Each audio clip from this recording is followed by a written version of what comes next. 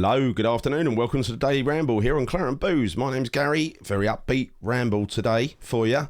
In a very happy mood, I must admit. After going to that game the other night, I'm on cloud nine at the moment. So, before we start, I've got a lot to get through. But before we start, please give the show a watch. If you enjoy it, please subscribe to our channel, claret&booze. We're trying to get to 10,000. Seems to be taking forever. Before the end of the year, it'd be nice if we can do it. So please subscribe. Helps us a lot. Hit like. That also helps. And hit the bell notification icon to be reminded of future shows. So on the show today, look, I don't want to get too excited, but I am. So difficult to hide. I'll talk about that. Focused on the other night. And the wider playing style is it's just critical for me. It's critical for a lot of people like me as well. I want to cover why, to me, Moyes has been a bit of a fool to himself after seeing that. Talk about Europe, last 16. And we're going to have, honestly, no matter which way we go in that, we're going to have a big game. I'm going to explain. Looking ahead to the Wolves and the return of Craig Dawson, Big Dawes, one of my favourites, cult hero, God. And looking ahead to Liverpool as well, and why we do have a chance in that one, a very realistic chance. And I'm just looking forward to seeing that, and to try and be, to try and repeat the luck that we got in the Arsenal game. I actually bought tickets and sold them to someone else. Exactly what I did to Arsenal. Well, I gave them away in that case. Very quickly, if we've got time, I don't know how long it's going to go on for. It's probably going to be an epic one. We talk about the atmosphere at that ground, and then round up with some very interesting transfer rumours and kind of see how that could impact the second half of our season. So, firstly, onto the other night. I just want to say, teams buy attacking players. They buy high quality attacking players to attack other teams, right? They try to score goals. That's what they're there for. And to not play them to their strengths is silly. It's you're only hurting yourself. It's self-defeating, right? And so to persist, like we were persisting in focusing our attack around Thomas Souček, who occasionally gets his head on a cross late in the game, it's kind of demeaning in a way to those around him who are better attacking players. So it's just, and that has been my key frustration in recent weeks. It's like, you've got good players, for God's sake, use them. And the other night, he used them. And that's happened a couple of times this year. It happened against Arsenal, where, he seemed to pull out all the stops for an attacking performance. I think quality of football-wise, if you look at what we produced the other night against Freiburg, all right, different level of opposition, but some of the passing and interplay was fantastic the other night. It was kind of a perfect performance. If that had been against Arsenal, I would have said that was the best performance of the season by far. But I firmly believe we were so comfortable in that game the other night that we could have got more goals if we wanted to. I don't think we even got out of second gear, because that is how dominant our attacking players are, and that is how much fear and respect other teams have got for our attacking players. For instance, if you just focus your attack on Kudus or on Bowen, they're easily stopped. But when you've got a three of Paqueta, Bowen, and Kudus, with JWP all pressing high up the pitch, I mean, that's something else. And then you've got Alvarez running from deep as well. And then you've got Emerson on the left. And then you've got Soufal on the right, who spent most of his time up the pitch the other night because Mavropanos was covering him. It is such a recipe for success to do that. And as we saw with the defenders who were not troubled all night, attack definitely is the best form of defence. There's no doubt about it. It's an old saying, but it's a true saying, let's be honest. We've got goals all across the team. Kudus has now got 7, plus 4 for Ajax, 11 goals this season in total. Bowen on 13. Souček's got 8, so credit to him. It's just that I don't see Souček as our number 10. I see him as perhaps somebody you bring on from the bench to try and get a late goal when you're struggling in a game, right? Or, let him crash the box for set pieces or something like that, right? But he shouldn't be the focus of our attack. Anyway, he got 8 goals. Good season, I think. Antonio's got 2. I think that says it all. Paqueta, 5. That's a good contribution for him, isn't it? Aguerd got 2. Alvarez scored 1 the other night, and Zuma's got the other one as well. On Zuma, I do hope that he perseveres with Mavropanos and Aguerd, because I know a lot of people are a bit unsure about Mavropanos, but you're not going to be sure about him unless he gets a run in the team. And Zuma is not going to play 4 games in 9 days. And it seems a little pointless to me when you could be growing a relationship between Aguerd and Mavropanos that you would occasionally drop Zuma into the mix. Because surely centre-half pairings are all about relationships, aren't they? And certainly one of the most important parts of that sort of entire defensive unit has been the communications with the goalkeeper. And so I'm just saying, for these 4 games, we've got 1 out of the way, we've got 3 to go. Let's have a little bit of continuity. I would leave Fabs in goal because I firmly believe he communicates better with Aguerd especially than Areola does. So what we do beyond that is kind of open to, let's cross that bridge when we come to it. But for these, for these next few games, let's pull out all the stops, get a bit of continuity, make sure that the players are rested between games, like happened this week. They only had a few days off, right? But they had, they were filled with energy. You could see they could have run all night. And then he did the sensible thing of taking players off early, which was the right thing to do. I couldn't find anything to criticise Moyes about the other night, and I like it, right? Really, really like it. So all the players are in the right place as well. So Souček sitting back.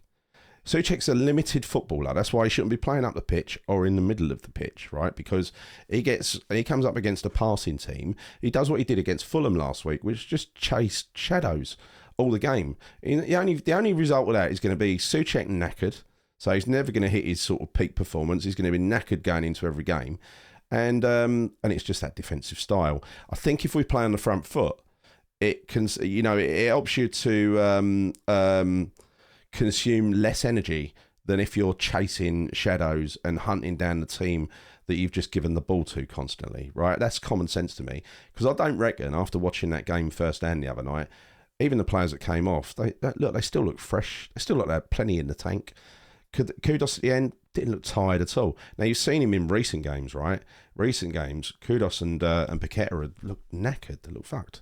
And Ward-Prowse, don't let him anywhere near being a central defensive midfielder again, because he can't do it. Now, I hope that little switch has finally gone onto his head, that Souček's good at sitting back, blocking, getting in people's way. That is one of his talents, right? As well as getting his head on the ball down the other end. Just because he gets his head on the ball late in games that we really should have wrapped up already, you shouldn't be looking at that and saying, oh, what a great performance, we won when we played bad, Souček's got to stay up front, right? What I took from those games personally, and I know a load of other people did too, was why the hell were we relying on Souček in the last minute to nick us a win? That game should have been put to bed long before. We just beat Freiburg, who beat Olympiacos 5-0. Well, that says it all, doesn't it? I mean, we beat them at a canter using our attacking game. We would have done the same against Olympiacos. I feel sure of it. And Burnley, and whatever the other game was, Forest, So it's just the way my mind works. It's subjective. Everyone sees it differently, right? Paqueta's still playing on the left, but it's a forward line that's pressing high up the pitch, and so he can get involved in the action. It's not defence first, right? Because the defence is fine. The defence is doing what they should be doing. And Mavropanos helped out Soufal and helped him get forward a lot, right? Because usually that ain't the case. You won't get Zuma covering the gap, moving across and covering the gap that Soufal leaves, because his recovery pace is awful. So if he goes out there, he's going to struggle to get back into the middle again, isn't he? So look, this is nothing against Zuma, and I know he's the captain, but I think he needs a rest. He needs a rest. I think we need to consider what to do with Zuma when it comes to January. AFCON, Aguerd's gone, right? Then I think we need to mix it up anyway. All right. So look, I just think Moyes has been a bit of a fool to himself, and he's proven a few times now, and I'm gonna reel them off. So Arsenal, he proved that it wasn't quite as beautiful as the other night, right? But it was actually, if you think about it, one of those goals was a long ball from Aguerd to Kudus. He brought it down beautifully and put it away. So it wasn't as great as the other night, but he did let his attacking players off the leash, and that's one of the main things I'm asking for. So what he did against Spurs in the second half was what we saw the other night against Freiburg. That was push high and play a relatively high defensive line as well. What he did against Fulham in the first 15 minutes, I had quite high hopes in the first 15 minutes. I was happy with it, and then it just fucking fell to bits, right? Because Cresswell got that silly booking, and from that point on, Cresswell was just a liability, and we were wide open and defending badly, and for some reason, 5 minutes after we were playing brilliantly, I started seeing Aguerd lump the ball up the pitch, long ball. I thought, how can we go from that to that, right? That's what I find frustrating. So anyway, look, let's go back in summary. Second half against Spurs, good. First 15 minutes against Fulham, good. The whole 90 minutes the other night, good, right? Each of those have got a common thread running through them, and that is when we were doing well, we were pushing up and playing a relatively high line, not a high line, but I think, a medium line or something like that, whatever you want to call it, right? Definitely weren't pushing way up the pitch. But when we do that, Mavropanos and Aguerd are more comfortable because they can use their pace to get themselves out of trouble if they make a balls up. And they're both capable of a balls up, right? But if they're doing it inside their 18-yard box, then they're stuffed.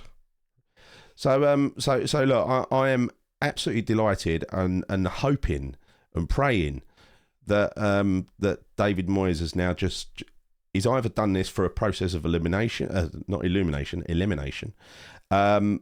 or he's he's been looking at the players and he's come to a judgment out of football common sense. I don't know, and I don't care how he got there, but now he's there. I don't want him to waste this chance, right? Because that kind of football makes everybody happy. It unites the fan base, and that's what we want, right? Even the people who are ardent Moyes in, no matter what he does, as long as we win at all costs, whatever, they'd rather watch football like that as well. They can see that's a thing of beauty, right? So yeah. He's also, and again, this is something I've said from the beginning. David Moyes will happily ignore a player, like a Vlasic or what's his name, the strikers, Haller and Skamaka and whatever. He'll happily ignore them, but he will never ignore class, right? And he's proven that again this season by including Kudos quite early on, not as early as I would have liked, but quite early on for him, right? And then leaving him in the team because he saw what he had, right? And let's face it, Kudos just took his chance. Every time you put him on the pitch, even from the bench, he scored against Newcastle, didn't he? Alvarez took his chance. The minute he ran onto the pitch, I think his substitute cover against Chelsea, you could see what player he was. And then when you saw him against Brighton, you could see, he started to emerge, right?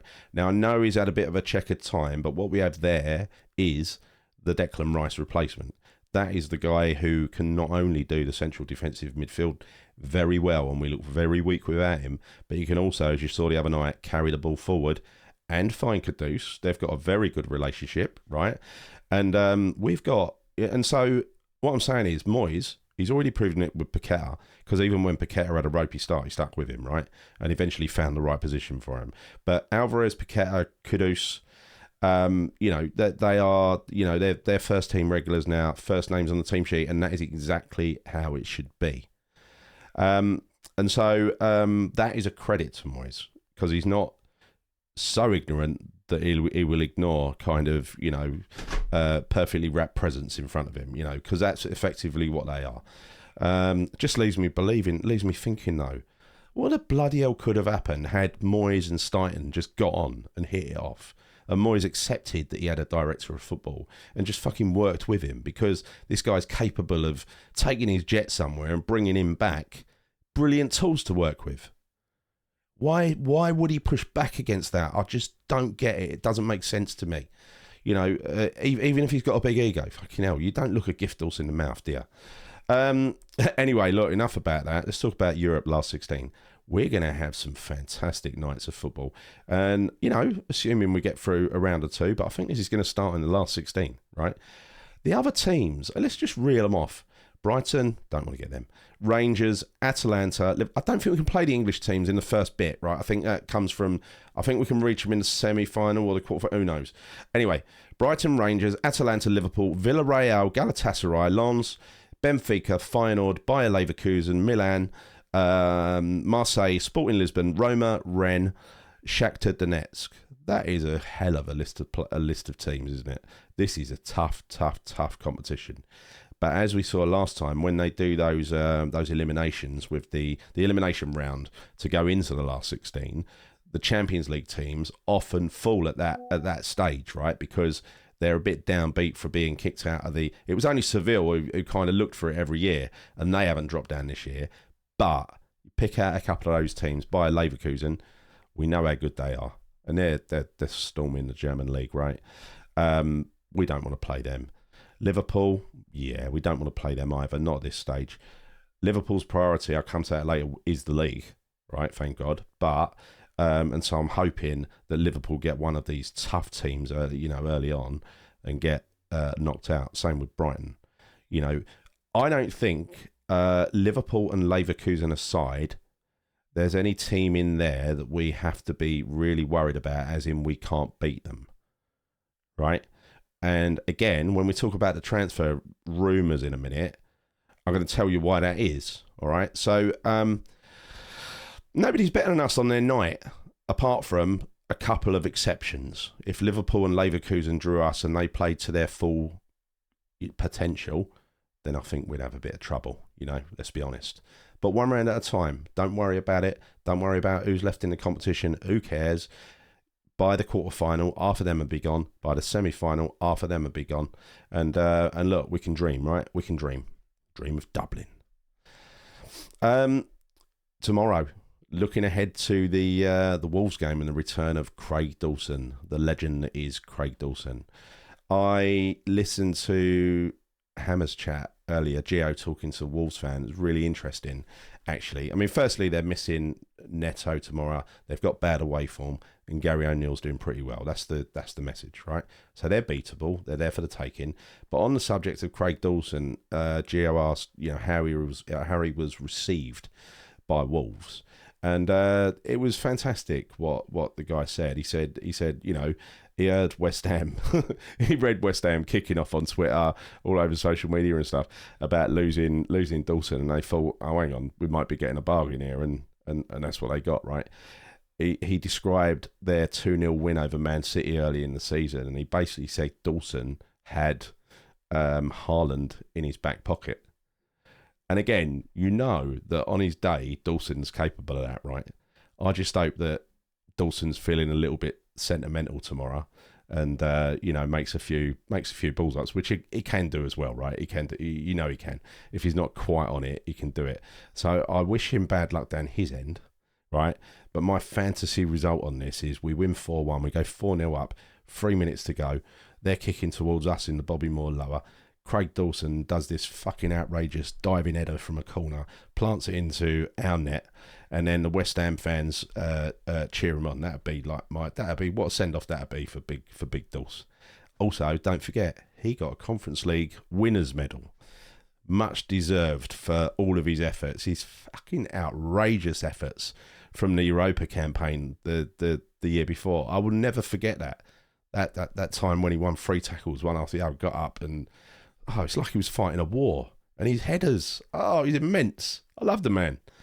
So, look, just very quickly, atmosphere at the ground. Away is brilliant. As I said last week with Fulham, fantastic. Our away fans have always been the best, and they always will be the best. I firmly believe our home fans can be good as well. Now, where I sit over in the Bobby Moore lower, there's a chap behind me. Young chap who goes away to his name's Josh. He goes to all of the away games, knows all the latest songs, all the biggest hits. He knows them, right? He tries to start singing off every time, probably about 5 or 6 times, 7 or 8 times throughout the game. He tries to start the singing going. A handful of us join in, at least the ones I know the words to, because the new ones might be a bit bleeding edge for me, right? And we can hear us, and it sounds all right, but I've also... like the other night, I assumed those guys were there and they were doing the same thing. The other night, I sat in the corner of the Billy Bonds because I didn't get my own seats. I missed the boat, right? And stood. And the same was happening over there. There was a little group down the front who was singing, and to us, it was quite loud. I'm assuming they're the same people that are there all the time, and I'm assuming Josh and his lot were over there in the Bobby Moore doing what they always do. We couldn't hear them. And we never hear this lot. So there's something funny about the acoustics in that ground related to the lower tier. I have noticed that to get like an atmosphere all the way round in that ground, it takes the whole of the Billy Bonds to start singing. So I think it's something to do with the people up the top and getting the sound bouncing off the roof, if I'm being honest.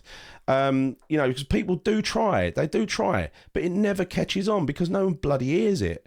I'm convinced that if people were to sing in the front of the Bobby Moore, we wouldn't hear them at the back of the Bobby Moore. I think it's that bad. So I don't know how you do it, and I don't know how you unify all those pockets of noise because people want to sing, but it just don't go anywhere. There's nothing worse than singing on your own, and I've done that a few times.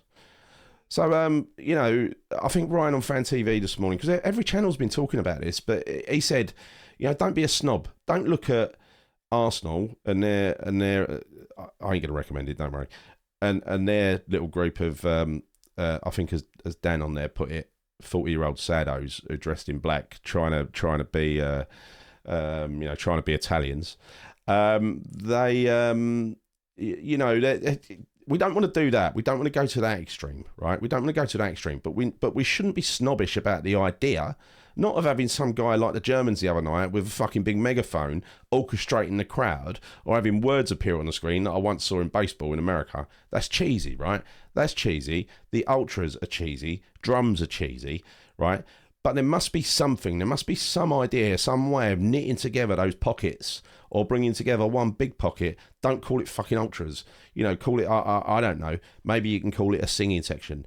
I don't know. Maybe you can have, when the safe standing comes in. But the thing is, safe standing don't bloody help anyway, because what used to happen in the old ground, if you remember, if you used to go when they were standing stadiums, like North Bank and all that, right? What used to happen is people didn't have their assigned area. They just got there early enough to get with their mates and start the singing off. So you ended up, before you even started, with a group of people who were starting the singing. Same on the South Bank. Never happened on the West and the East, I don't think, but happened at both ends, right? And such a little ground, it carried. I don't know how you can do that in a modern stadia because everyone's got seat numbers, and that's the way. Even with safe standing, you've still got a seat number. But maybe there's a way to be a little bit innovative. Maybe there's a way to have a singing section, and don't have numbered seats in that section. Just give them a ticket to the section, right? And just get them to congregate how they want to congregate, however they feel the most comfortable. Because I think that's important when you're singing. Important to have like mates around you if that's what you do. And I just wonder if you've got any ideas that ain't cheesy and ain't shit to tackle this. Even fixing the acoustics in the bloody stadium, I think it's too big to fix, to be honest. But maybe there's an idea. I don't know enough about acoustics to work it out. But if you've got any ideas, put them in the comments. Because I'd like to, if there are some good ones, I'd like to discuss them on a future show. Right? It's a serious problem we've got, and I think the fans are being blamed, but I think there's willingness to sing. It just, people don't hear it. All right, so look, I know this is a long ramble, and it is a ramble, isn't it? If you're enjoying this show so far, please, I'm going to promote it again. Please subscribe to our channel, claret&booze. Help us get to 10,000. Hit like, hit the bell notification icon. And on that happy note, I'm going to move on to my final section, January transfer rumours, and how this could impact what we will hopefully do in Europe and beyond, right? So, rumour that there's a deal in the offing to take Danny Ings to Southampton in a part exchange deal for Walker Peters, who plays right back. He would be a one-for-one replacement for Soufal. Soufal, at his age, I'm sure he'd kick off and speak to the press and everything else, but at his age, he should be happy to be a backup player or playing cup games and stuff like that. That should be good enough. Fabianski signed a new one-year deal, and after seeing his performances recently, that the way he held that ball when the guy crossed it in, the one time or one of two times when Freiburg were dangerous, the way he got his hand to that ball, you know which one I'm talking about, clawed it back and didn't actually parry it into the path of the oncoming striker, was amazing, right? His handling is second to none in that sort of situation. But Areola's a better shot stopper. And Fabianski communicates better. It's a conundrum, right? having looked at the what people get paid this week, though, Areola gets paid about twice as much as Fabianski. And if I was Fabianski, I'd find that a little bit offensive, right? There's a German striker. What's his name? I ain't got it. Oh, Grussi, right? Playing for Stuttgart. Second only to Harry Kane in the Bundesliga scoring charts. Now, what he's come out and said is he'll move to the club that pays him the most money. And people will take offence at that. I took offence at it when I first heard it, but then I thought, well, surely that's what every player who's coming to the Premier League is saying to their agent on the quiet. So he's just probably said the quiet part out loud, which might make him more honest than other players, right? So that doesn't put me off. And I'm under no illusions that a player that comes over here to join a Premier League team is doing it, well, number one, to get exposure, but the whole career path, right, is to play for the bigger and bigger teams and more money. Of course it is. Of course it is. I'd probably do the same. No, I wouldn't. I'd stay at West Ham. And so that's an interesting one, because imagine if we got a striker and we got Walker-Peters. Imagine what that would do to the dynamic of that team. So say you've suddenly got a backline, a really mobile backline, aggressive, fast backline of Mavropanos, Agued, Walker-Peters one side, Emerson the other. That's, to my mind, a fantastic backline as long as we're progressive. Yeah. And then this is where there's a bit of a challenge, right? Say you bring a striker in, a proven striker. Like I said earlier in the show, if Moyes sees a bit of class, he will play him. He did try it with Skamaka until he got injured, so I'll give him a little bit of credit there, right? If this guy comes over and is the real deal, and he gets thrown in as a striker, effectively what you could find is, you could find a reverting to a 4-2-3-1, but not a defensive 4-2-3-1, right? You'd have that back four. You'd have Souček and Alvarez doing what they're doing now. So Souček doing what he did for Declan Rice and letting the better player go up the pitch, whether he likes it or not, right? Whether it stops him scoring goals or not. That's got to be the way of the world, Tommy. So get used to it, mate. You're on a 6-year contract anyway, so who cares? And then you'd have a midfield three. And this is where I get quite excited, because we've got nobody on the left, right? Really. Paqueta ain't left winger. He doesn't even try to play on left. So you could have Bowen and Kunduz on either wing. You could have the striker in the middle, and you'd drop James Ward-Prowse, and you'd have Paqueta playing the number 10 role, right? Kunduz and Bowen could be fluid. They could swap over. Right? That would be, if that striker, if we were to do something like this, I think that would give us a team that could literally beat anyone in the league and anyone in Europe. And I don't think I'm bullshitting by saying that, right? I think we genuinely could, because imagine playing against that front line. My God, it'd be ferocious, wouldn't it? I mean, you wouldn't get teams breaking in numbers against us, would you? They'd be terrified.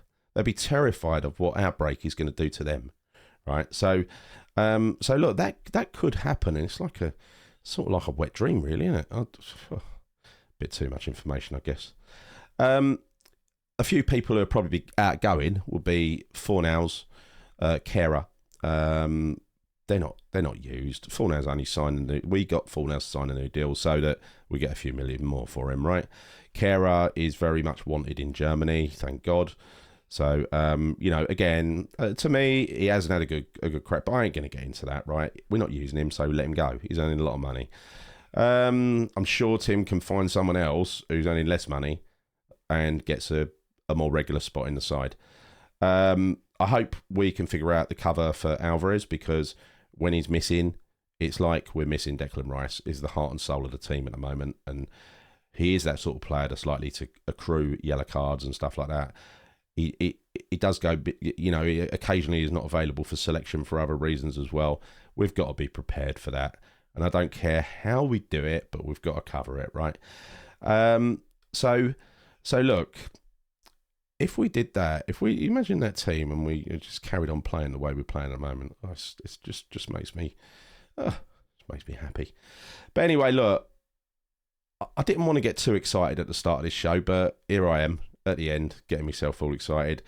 I think if we could do that, a couple of signings, and then Kudus goes to the African nations, and then Europe starts again in March, that team could be firing by March, right? It really could. And if Moyes proved that he could start working with Tim Steidten, and for my money, say it publicly, like he said it publicly when he didn't want to work with a director of football, right? And I include Tim in that as well. Say it publicly. Because if those two could work together, and Moyes could fix some of his other problems that I don't like about him, like doesn't play youth. Well, he's making an effort with Obama. He even put him in a front two the other night, right?